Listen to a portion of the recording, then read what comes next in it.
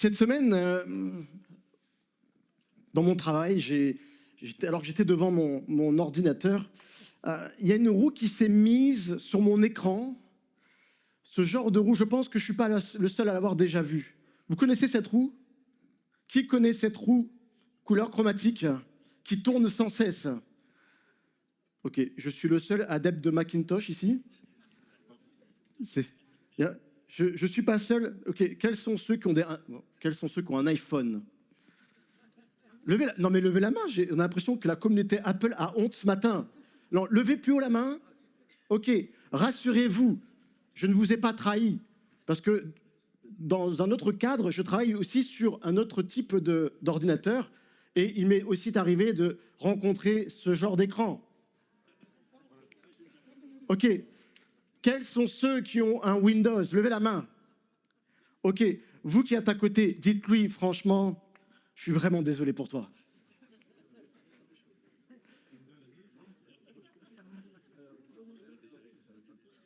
Vous savez, il y a des moments comme ça où on est bloqué, n'est-ce pas? On est bloqué sur l'écran. Qu'est-ce que ça peut éprouver ma patience lorsque la roue tourne, et que je vois que le temps passe et que je suis obligé de forcer à quitter. Et bien souvent dans notre vie, il y a aussi des situations comme cela où on est un peu comme bloqué, n'est-ce pas? On est là, on attend peut-être une guérison, on attend peut-être une réponse, on attend peut-être un changement dans notre vie, on attend peut-être une percée. Et le temps est long, on a l'impression d'être bloqué. Et le titre du message pour nous ce matin, c'est « Tu es bloqué depuis trop longtemps ». Bloqué depuis trop longtemps. Et dans la Bible, nous trouvons le récit d'un homme qui lui aussi a été bloqué depuis trop longtemps. J'aimerais parler ce matin avec vous d'un homme qui a attendu 38 ans. Cet homme a été malade depuis 38 ans. Et on le trouve là, dans Jean chapitre 5. J'aimerais le lire avec vous. Dans Jean chapitre 5, au verset 1, voilà ce qu'il est. Il est dit, si tu as une Bible, vas-y, prends-la. Si tu as une Bible numérique, prends-la aussi. Dis à ton voisin qui n'a pas de Bible, tu peux regarder sur moi. Tu as le droit de tricher aujourd'hui. Tu as le droit de tricher. Tu as le droit de lire ce que je suis en train de lire. Sortons notre Bible et lisons ensemble. Après cela, il y eut une fête des Juifs, et Jésus monta à Jérusalem. Or, à Jérusalem, près de la porte des brebis, il y a une piscine qui s'appelle en hébreu Bethesda, et qui a 5 portiques. Et sous ces portiques étaient couchés en grand nombre des malades, des aveugles, des boiteux, des paralytiques, qui attendaient le mouvement de l'eau. Car un ange descendait de temps en temps dans la piscine et agitait l'eau. Et celui qui descendait le premier, après que l'eau avait été agitée, était guéri, quelle que fût sa maladie. Et là se trouvait un homme malade depuis 38 ans. Jésus, l'ayant vu coucher, et sachant qu'il était malade depuis longtemps, lui dit, « Veux-tu être guéri ? Veux-tu être guéri ?» Dis à ton voisin, « Veux-tu être guéri ?» Veux-tu être guéri? Voilà donc le récit d'un homme. La Bible dit que cet homme était malade depuis 38 ans. Et toute sa vie, il faut se mettre un peu à sa place, toute sa vie, cet homme a souffert. Je crois qu'il y a parmi nous des personnes qui souffrent d'une maladie, peut-être d'autres choses. Je pense à mon ami François qui souffre depuis quelque temps de son dos. Et pour lui, c'est pénible. Moi-même, j'ai pu être pris des fois d'un mal de dos et vous vous réveillez avec la douleur, vous vous couchez avec la douleur. Et cet homme, pendant 38 ans, s'est réveillé avec la douleur. Cet homme, pendant 38 ans, s'est couché avec la douleur. Et certainement que cet homme se disait, demain, je me réveillerai avec la douleur. Demain, je me réveillerai avec la souffrance. Et demain, je repasserai une journée à vivre cette souffrance. Et il y a des situations comme ça où, lorsqu'on souffre depuis très longtemps, on se résigne. Et je crois que cet homme qui était malade depuis 38 ans a fait de cette souffrance son identité. Il a appris à vivre avec. Il s'est résigné à vivre avec cette douleur, avec cette maladie. Et il était là, et donc chaque jour à Bethesda. Bethesda, des fouilles archéologiques ont pu révéler ce quartier de Bethesda, de souvenir, c'est un quartier au nord-est de Jérusalem. Et là, il a été retrouvé cette piscine de Bethesda. Et il faut savoir que cette piscine, en réalité, il y avait 2 bassins qui étaient contigus. Et lorsque vous allez sur place à Jérusalem et que vous allez voir ces fouilles archéologiques, vous vous rendez compte que nous n'avons rien inventé dans les piscines olympiques. Vraiment, ces piscines étaient immenses. Et il y avait là 5 portiques. Et ce qui est étonnant quand même, c'est que Bethesda, j'ai regardé sa signification. Bethesda, ça veut dire la maison de la miséricorde. Bethesda veut dire la maison de la grâce. Mais en réalité, lorsque vous alliez à cette époque-ci à Bethesda, c'est pas la grâce qui coulait, c'est pas la miséricorde qui coulait. Ce qu'il y avait là, c'était une véritable salle d'attente des urgences. Il y avait sous ces portiques des dizaines et des dizaines de malades. La Bible dit qu'il y avait des boiteux, la Bible dit qu'il y avait des malades, la Bible dit qu'il y avait des paralysés. Et ils étaient là tous à attendre dans cette salle d'attente, en attendant qu'un ange fasse agiter l'eau, car ils savaient que le premier qui plongerait à ce moment-là dans le bassin serait guéri. Et on imagine cette situation de cet homme qui est là, qui est comme dans une salle d'attente d'urgence. Est-ce que vous êtes déjà allé aux urgences dans une salle d'attente? Qui a vécu comme moi ce moment de solitude? Lève ta main. J'ai regardé, vous savez combien de temps on estime en moyenne un temps dans une salle d'attente des urgences? Quels sont ceux qui travaillent dans le milieu hospitalier? Ils se cachent là, ils se cachent, ils ont peur. Ils ont peur de la vérité. 3h30 à 5h est la moyenne d'attente dans une salle d'attente des urgences. Une fois, j'ai eu l'occasion d'aller dans une salle d'attente. C'était en pleine nuit. J'étais pris d'acouphènes, vraiment. Et là, vous savez quoi? J'attends. J'étais avec mon épouse. J'attends.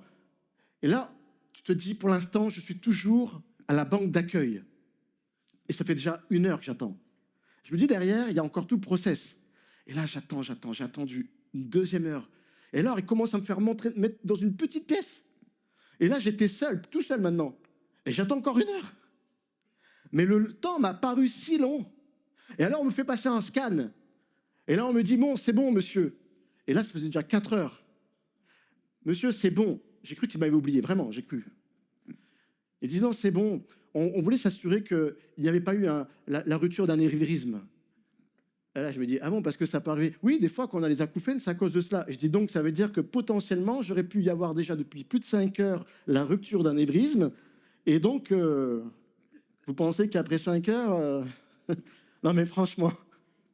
En tout cas, là, pour cet homme, il faut s'imaginer que ça ne faisait pas 3h30, 5 heures, ça faisait depuis 38 ans, peut-être. C'est pas dit clairement comme ça, mais je peux imaginer que pendant 38 ans, chaque jour, il allait dans cette salle d'attente nommée Bethesda. La salle d'attente nommée Bethesda. Et je crois que cet homme a dû vraiment vivre des temps interminables. Et peut-être connaissons-nous, nous aujourd'hui aussi, peut-être un Bethesda, une salle d'attente. Et peut-être tu es à Bethesda parce que tu es malade. Tu es à Bethesda parce que tu as un mariage qui ne tient qu'à un fil. Tu es à Bethesda parce que tu es là, tu as une addiction. Tu es à Bethesda parce que tu as une perte dans ta foi. Tu es à Bethesda et là c'est une déception qui te poursuit pendant des jours, des années, des mois. Tu es à Bethesda et tu as l'impression que ta saison n'en finit pas. Vous savez, le plus dur à Bethesda, ce n'est pas le fait d'attendre. Moi, je crois que le plus dur à Bethesda pour cet homme, et pour chacun d'entre nous qui sommes peut-être aussi à Bethesda, c'est de voir les autres personnes être guéries. C'est de voir les autres personnes, alors que vous attendez. Moi, j'imagine se paralyser. La Bible dit qu'il était couché. Le gars, il était couché comme ça. Il était couché. Et le gars, pendant qu'il est couché, chaque jour, peut-être chaque jour, je ne sais pas, il ne s'est pas dit, mais il voyait non pas lui qui était guéri, il voyait un qui était guéri. Hé, Jean-Paul! Ah ben, il n'est plus là. Ah non, tu sais pas? Non, ben, il a déjà été guéri. Hé, Bernard! Et il n'est plus là non plus. Ben non, lui aussi était guéri. Et là, j'imagine le gars qui se dit, mais attends, et moi? Quand est-ce qu'est mon tour? Et peut-être vous êtes là dans votre Bethesda et vous avancez chaque jour. Vous attendez que Dieu agisse dans votre vie. Mais vous voyez les autres qui vous disent à tour de rôle, « Hey, tu sais quoi? Hey, c'est bon, je suis dans une nouvelle saison maintenant. Hey, c'est bon, je suis passé à autre chose. Et c'est bon, j'ai eu une promotion dans mon boulot. Et c'est bon, j'ai été guéri. Et c'est bon, ils ont trouvé un traitement pour moi. Je suis dans une nouvelle saison. Franchement, est-ce que ça ne vous est jamais arrivé lorsque quelqu'un, un ami est là, il dit « Waouh, c'est super. Ah bon, tout va bien pour toi ?»« Ah ouais, je suis dans une nouvelle saison. » Et là, tu dis dans ta tête « Ouais, moi, ça fait depuis 3 ans que je suis arrêté à l'hiver. »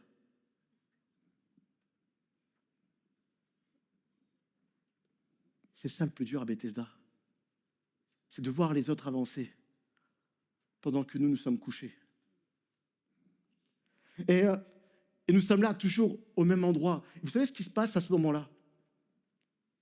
Commence à naître en nous la comparaison. Commence à regarder les autres non plus d'un même œil. Et on commence à avoir de la frustration qui naît en nous. Pourquoi lui? Pourquoi pas moi? Pourquoi elle? Pourquoi pas moi? Et de la frustration va naître de l'amertume. Cette amertume qui est comme un poison qui vous tue, qui vous étouffe et qui vous renferme sur vous-même. Et peut-être aujourd'hui, tu es là depuis des mois et des années dans ton Bethesda et tu es dans l'amertume. Tu es comme en train de mourir à petit feu. Et au lieu que Bethesda soit cette maison de grâce, au lieu que Bethesda soit cette maison où la miséricorde coule sur toi, en réalité, Bethesda est devenue pour toi une prison. Une prison. Mais la Bible dit, Jésus, alors qu'il passa à côté de lui, l'ayant vu, Jésus était venu spécialement pour cet homme à Bethesda, pour le voir, pour le rencontrer. Jésus ne l'a pas ignoré. Jésus ne l'a pas contourné. Mais il était venu spécialement pour lui, pour le voir, pour le visiter. Et lorsque Jésus porta le regard sur lui, la Bible dit qu'il sut qu'il était malade depuis longtemps. Moi, j'aimerais vous dire ce matin quelque chose. Tu as peut-être l'impression d'être oublié. Tu as peut-être l'impression d'être tout seul dans ton Bethesda. Tu as peut-être l'impression que plus personne fait attention à toi. J'aimerais te dire que ce matin, Jésus vient te rencontrer à Bethesda. Jésus vient te rencontrer là où tu es. Jésus vient te voir là où tu es couché. Et Jésus, il est là, il n'est pas juste là pour passer à côté de toi et te dire bonjour. Jésus, il est là pour passer auprès de toi parce qu'il se déplace rien que pour toi, parce qu'il t'aime. Et là, il te dit, il te voit, il te regarde. Et lorsque tu regardes dans la Bible la signification de voir, ça veut dire que Jésus, il te regarde avec discernement. Et il te regarde pas, il regarde pas ton habit, il regarde pas ta coiffure, il regarde pas tes apparences. Il te regarde pas comme celui qui est à côté de toi te regarde, mais il regarde à ton cœur. Jésus regarde qui tu es. Jésus regarde ta souffrance. Jésus regarde ta situation. Et il prend soin de l'examiner. Tu sais pourquoi? Parce qu'il va savoir comment trouver la solution à ton problème. Jésus l'ayant vu, Jésus te voit ce matin. Jésus te connaît. La Bible dit que avant que je t'eusse formé dans le ventre de ta mère, je te connaissais. Je te connaissais. Avant même que ta mère, avant même que ton père ne t'ait vu, le premier jour, Jésus, lui, te connaissait. Vous savez, Jésus, c'est comme l'architecte. Avant de voir le bâtiment sortir de terre, il commence par dessiner. Et il a passé des heures. Il l'a réfléchi, il l'a mûri. Il a mûri à l'identité de ce bâtiment. Il lui a donné une raison de vivre, une fonctionnalité. J'aimerais te dire aussi, peut-être tu te poses cette question, comme on l'a entendu ce matin avec Jessie, mais pourquoi je suis né? Pourquoi je suis là? Est-ce que je suis né juste pour être à Bethesda? J'aimerais te dire que Jésus a prévu pour toi toute autre chose. Jésus t'a vu. Bien plus, il t'a créé. Non pas pour que tu restes à Bethesda, mais pour que tu puisses vivre des projets merveilleux pour ta vie. Pour que tu vises vraiment des choses merveilleuses. Dis à ton voisin, Jésus a prévu pour toi quelque chose de merveilleux.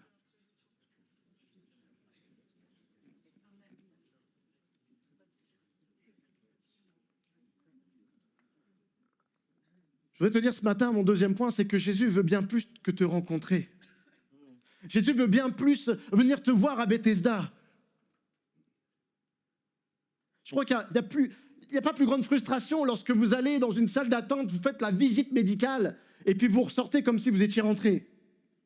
Tu sais, tu vas voir ton médecin, te dis, Ok, oui, c'est vrai, t'es malade, mais je peux rien pour toi. Reste à Bethesda. Mais c'est pas comme ça que Jésus fonctionne. Lorsque Jésus vient à Bethesda, c'est pour te libérer. Lorsque Jésus vient à Bethesda, c'est pour te guérir. Lorsque Jésus vient à Bethesda, c'est pour te sortir de Bethesda. Peut-être ce matin, tu es rentré, tu es là depuis longtemps à Bethesda. Dis-toi qu'aujourd'hui, Jésus peut t'en sortir. Et là, Jésus va poser à cet homme une question quand même étrange. Il dit à cet homme, mais veux-tu être guéri? Et là, tu te dis, mais attends. Ben oui. Comment? C'est mignon. Veux-tu être guéri? Oui, alors, qui dirait non? Qui dirait oui? Ok, je vois qu'il y en a qui aiment rester dans leur douleur. Je vois qu'il y en a qui aiment rester à l'hôpital. Non, non, d'accord, Fanny, moi non plus. Moi, Jésus, il me dit, tu veux être guéri? Et je dis oui. Mais là, cet homme, il dit pas oui. Il dit oui, mais... Il dit pas non. Il dit oui, mais j'ai personne. Il dit, Seigneur, je n'ai personne pour me jeter dans la piscine quand l'eau est agitée. Et pendant que j'y vais, un autre descend avant moi. Jésus lui propose une guérison, là maintenant. Il dit, j'ai personne. Éventuellement, sur un malentendu, comme dirait l'autre, si tu veux bien me porter le jour où ça bouge, ça m'aiderait. Non, mais on rigole, mais n'est-ce pas que des fois, on est comme cet homme paralysé et on regarde plus aux circonstances, à nos limites humaines, plutôt à ce que Jésus peut faire pour nous. Je vais vous dire une chose, bien souvent, ce qui nous empêche de sortir de Bethesda, c'est nos oui mais. Je veux te guérir. Oui, mais il n'y a pas les médicaments qui existent pour ça. Je veux te faire avancer dans ton boulot. Oui, mais mon chef de service ne m'aime pas. Je veux te donner une situation financière confortable. Oui, mais il faudrait déjà que je commence par être peut-être un cadre. Je voudrais vivre dans une grande maison. Seigneur, tu vois, j'ai plein d'enfants. Et là, Jésus te dit, ok, je te l'offre. Est-ce que tu la veux? Ouais, mais j'ai pas le terrain. J'ai pas le terrain. Oui, mais. Ça, c'est notre phrase préférée qu'on a à Bethesda. Oui, mais. J'aimerais vous dire ce matin que nos oui, mais sont en réalité nos chaînes qui nous tiennent. Amen. Nos oui, mais, c'est ce qui a été pour Jessie. C'est ce qu'il a tenu dans son escalier. Alors qu'elle voyait la porte, alors qu'elle voyait Jésus lui ouvrir la porte, elle était là. Oui, mais j'ai des choses qui me retiennent. Au nom de Jésus, les chaînes sont brisées ce matin. Amen. Amen. Au nom de Jésus, tes chaînes peuvent être brisées. Jésus veut briser tes chaînes pour que tu puisses atteindre cette porte de sortie de Bethesda. Jésus veut te libérer. Jésus veut te sortir de là. Il ne veut pas juste te voir. Il te voit tous les jours. Il veut te sortir de ta situation. Amen. Vous savez, je vais vous dire quelque chose de profond, c'est que bien souvent, on dit oui, mais parce qu'on a peur de sortir de Bethesda. Tu veux être guéri? Je ne suis pas sûr. Tu veux avoir cela? Finalement, je ne suis pas si convaincu. Vous savez pourquoi? Parce que quand on est là, on a été paralysé depuis des années. On s'est habitué à un style de vie. On s'est habitué à des repères. On a nos habitudes. Et là, j'imagine ce paralysé, il avait certainement le même endroit où il était à Bethesda, avec son lit, à tel endroit, tel moment, telle heure. Il repartait au même endroit. Et à chaque fois, il y avait les gens qui disaient « Hey, comment tu vas? Hey, ça va et toi ?» Et là, peut-être que lorsque Jésus lui dit « Veux-tu être guéri ?» il se dit « Mais si je suis guéri, non, j'ai pas envie en fait. De toute façon, j'ai personne pour me mettre au bassin. » Alors, qu'est-ce que tu fais là alors? S'il n'y a personne pour te conduire au bassin, donc ça veut dire que tu dis que tu n'as aucune chance d'être guéri. Pourquoi tu es à Bethesda? Peut-être parce que je m'y sens bien finalement. Peut-être parce que si je sors de Bethesda, il va peut-être falloir que j'entame autre chose, que je vive autrement. Peut-être que si je sors de Bethesda, certaines personnes ne seront plus aussi attentionnées à moi. Peut-être que si je sors de Bethesda, je n'aurai plus autant d'excuses à dire au Seigneur, je ne peux plus te suivre. Mais Jésus ne veut pas lui dire, je suis la personne. Il va lui dire, lève-toi, prends ton lit et marche.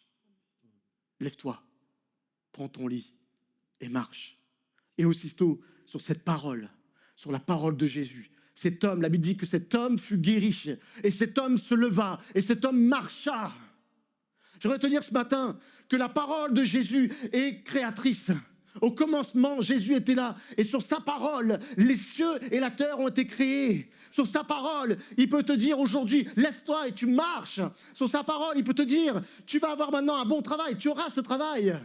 Parce que la parole de Jésus est créatrice, la parole de Jésus est transformatrice, la parole de Jésus sauve, la parole de Jésus relève. Alors ce matin, lève-toi et marche. Dis à ton voisin, lève-toi. Qu'est-ce que tu attends pour te lever? Levez-vous. Amen. Et on applaudit, oui Seigneur, ta parole sauve, ta parole est créatrice, ta parole est transformatrice, ta parole te relève. Amen. Amen. Amen. Embrasse ton voisin, dis-lui franchement, tu t'es bien levé.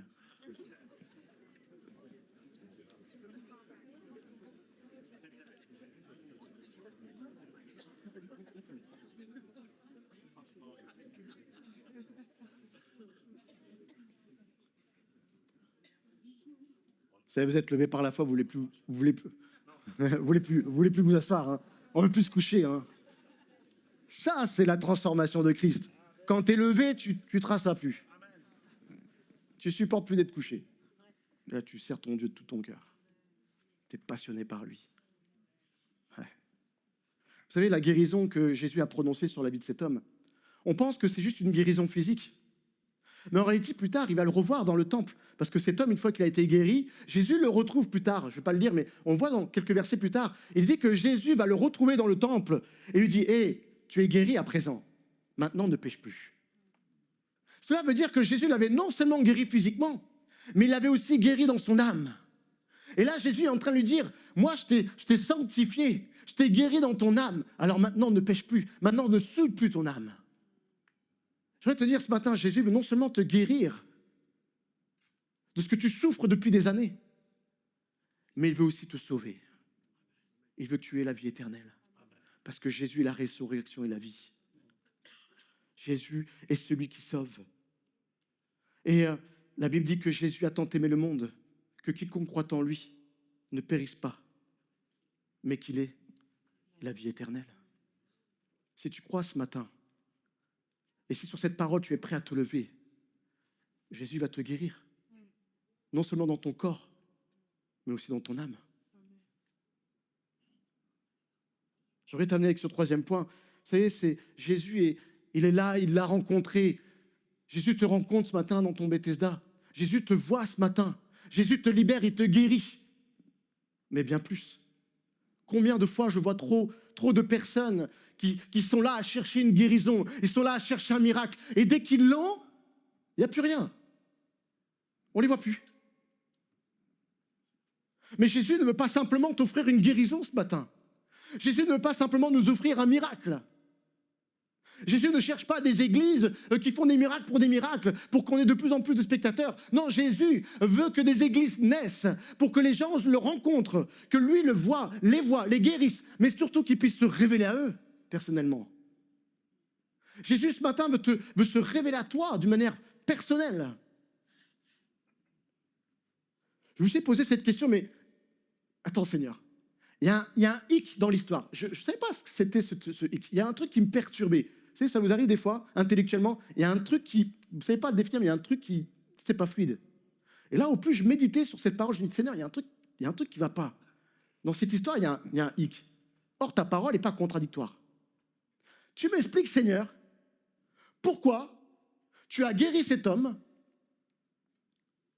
alors que tu savais très bien qu'en le guérissant le jour d'un sabbat, cet homme, et qu'en plus tu lui demandes de porter son lit, alors que tu sais très bien que les hommes religieux, selon la loi rabbinique, il était formellement interdit de porter une charge le jour du sabbat. Jésus, pourquoi tu es venu non pas le lundi, le mardi, le mercredi, tu es venu le sabbat?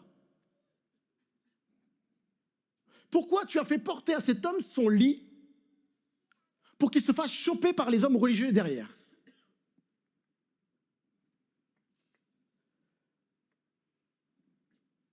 Et là, en creusant, j'ai trouvé la réponse.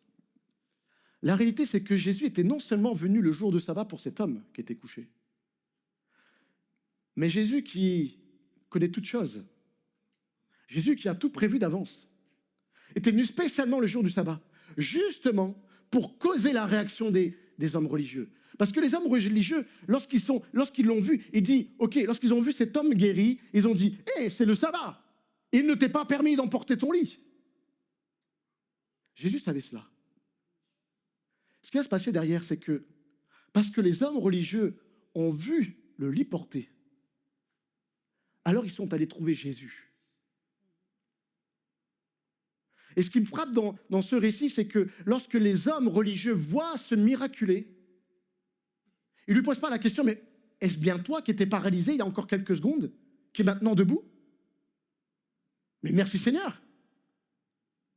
Mais les hommes religieux n'ont pas réagi ainsi. Au lieu de voir l'homme paralysé qui est miraculeusement guéri, ils disent, et qu'est-ce que tu fais avec ton lit là? Tu n'as pas le droit de porter ton lit. Qui t'a fait ça? Ah, c'est un homme. Et plus tard, là à ce moment il ne sait pas, et plus tard, cet homme qui rencontre une nouvelle fois Jésus au temple, ah mais c'est Jésus en fait qui a fait ça. Alors du coup il va retrouver les hommes religieux, il dit, hé, je sais qui m'a fait ça. C'est pas moi, hein. C'est lui qui m'a dit, c'est Jésus. Alors du coup les hommes religieux vont voir Jésus. Ils vont dire, mais pour qui tu prends de porter le lit, de demander à quelqu'un de porter son lit? C'est le sabbat. Et là, vous savez, en ayant occasionné cette situation, Jésus avait tout prévu d'avance. Vous savez pour faire quoi? Pour leur dire alors à ces hommes religieux qu'ils savaient pertinemment qu'ils étaient tellement aveuglés par leur religion, leur texte, leur religiosité, qu'ils n'étaient même pas capables de reconnaître ce que Jésus avait fait dans cet homme paralysé. Et là, Jésus les attendait certainement depuis des jours. Certainement qu'il attendait depuis des jours ce moment-là où ces hommes religieux le trouveraient. Et là, vous savez ce qu'il dit? Eh, mon Père qui est dans les cieux, il agit jusqu'à présent. Pour lui, il n'y a pas de sabbat.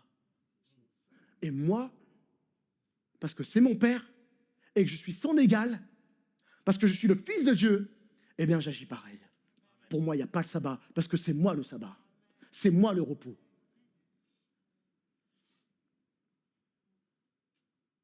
Je voudrais te dire ce matin que ce que veut Jésus pour chacun d'entre nous, ce n'est pas simplement nous rencontrer, ce n'est pas simplement nous guérir, mais c'est de se révéler à nous. Il ne veut pas se révéler à nous comme une religion. Peut-être tu es là aujourd'hui pour la première fois et tu vois ces hommes et ces femmes qui se réunissent dans cette église. Et tu penses qu'ils viennent comme ça par religiosité et qui sont là à s'appliquer des lois jour après jour. J'aimerais te dire, non, ces personnes qui sont là dans cette église, ils ont eu un jour une rencontre personnelle avec le Seigneur. Il s'est révélé à eux comme le Fils de Dieu. Il les a sauvés. Et aujourd'hui, ces hommes-là, ils ont une véritable relation avec Jésus. Ils ne sont pas là à venir chaque dimanche, apporter une prière et brûler un cierge. Non, ils sont là dans la continuité de la relation qu'ils ont tous les jours de leur vie, tout au long de leur semaine. Et ils parlent avec Jésus. Moi-même, je parle avec mon Dieu chaque jour. Le matin, je pars au travail dans ma voiture. Seigneur, merci parce que tu me donnes encore le souffle de vie. Le soir, avant de me coucher, Seigneur, merci pour cette journée. Je te remercie de me restaurer dans cette nuit de repos. Et on te remet cette journée de demain. Tu fasses grâce à mes enfants. Tu nous gardes. Tu gardes l'Église. Tu bénis mes frères et sœurs. Seigneur veut te rencontrer pour dialoguer avec toi. Seigneur veut se révéler à toi comme ton sauveur, comme le Dieu qui t'aime, le Dieu qui veut te montrer le projet qu'il a dessiné sur ta vie. Vous savez, c'est quoi le plus grand rêve de Jésus pour toi? C'est de voir les projets merveilleux qu'il a faits, qu'il a dessinés sur ta vie avant même que tu naisses, qui s'accomplissent. Astana disait dans son témoignage, avant je venais à l'église, j'aimais venir à l'église. Mais lorsque je suis arrivé dans ma nouvelle église en suivant mes parents, je me suis rendu compte qu'en fait j'étais plus attaché à l'église qu'à mon Dieu. Et Astana s'est rendu compte qu'elle avait vraiment besoin d'avoir une véritable rencontre. Et dans son témoignage, elle dit, c'est alors que j'ai eu une véritable révélation. Dieu s'est révélé à moi. Et aujourd'hui, elle ne vient plus à l'église parce qu'elle va rencontrer des amis. Elle ne vient pas à l'église par religiosité. Elle vient à l'église parce qu'elle aime son Sauveur. Elle vient à l'église parce qu'elle aime avoir cette relation avec son Dieu. Dieu veut la même chose avec chacun d'entre nous. Avec chacun d'entre nous. C'est Jésus, il dit, je suis aussi le sabbat, je suis le repos. Tu n'as pas besoin de te reposer chaque dimanche. Tu n'as pas besoin d'avoir ton jour de repos une journée sur la semaine. Oui, c'est vrai, physiquement quand même. Il y en a qui commencent à me regarder comment ça, j'ai plus le droit de repos. Oui, t'inquiète pas, on a le droit à nos congés quand même. Hein. Ce que je veux dire par là, c'est que Jésus est le véritable repos. Nous avons chanté tout à l'heure, il est ma seule fondation. Quand une maison se repose sur de véritables fondations, je peux vous dire une chose, il peut y avoir toutes les sécheresses inimaginables de la terre, la maison, elle ne bouge pas. De la même manière, je vais te dire ce matin, si tu te reposes sur le véritable repos, sur la véritable fondation qui est Jésus-Christ, alors ta maison, ta vie ne s'effondrera jamais. Tu n'auras pas une seule fissure. Oui, tu auras quelques éléments à entretenir, parce que la vie n'est pas un long fleuve tranquille. Mais la différence avec celui qui ne connaît pas Jésus et pour lequel est celui qui ne se repose pas sur lui, la différence, c'est que toi, quelles que soient les épreuves, que le vent souffle, que la tempête souffle, qu'il y a un raz-de-marée, qu'il y a un tsunami, toi, ta maison, ta vie, elle ne bougera pas. Parce que tu seras ancré sur la véritable fondation, sur le sabbat, le repos. Je voudrais terminer ce matin en disant, peut-être que tu es assis aujourd'hui, peut-être extérieurement, tu laisses paraître que tout va bien. Mais Jésus sait qu'intérieurement, tu es bloqué. Et aujourd'hui, Jésus ne te propose pas un système, ne te propose pas une religion. Il te parle. Il te dit ce matin, lève-toi. Lève-toi. Pas quand tout sera parfait, pas quand tout sera réglé, mais maintenant, lève-toi. Relève ta foi. Relève ton espérance. Et viens chercher une relation avec lui. La Bible dit que si tu confesses de ta bouche le Seigneur Jésus, et si tu crois dans ton cœur que Dieu l'a ressuscité, alors tu seras sauvé. Alors tu seras sauvé. Est-ce qu'on peut se lever ?